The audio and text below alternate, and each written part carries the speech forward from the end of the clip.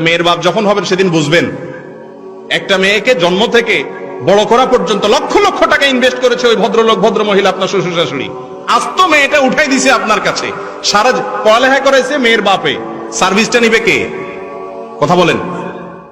সার্ভিসটা নিবে স্বামী, তার ছেলে মেয়ে পড়াবে, ঠিক না বেঠিক? সুস্থ রাখছে তার বাপ মায়, আল্লাহ করাইছেন, ওনারা ট্রিটমেন্ট করাইছেন, কিন্তু ভোগ করবে কে? স্বামী।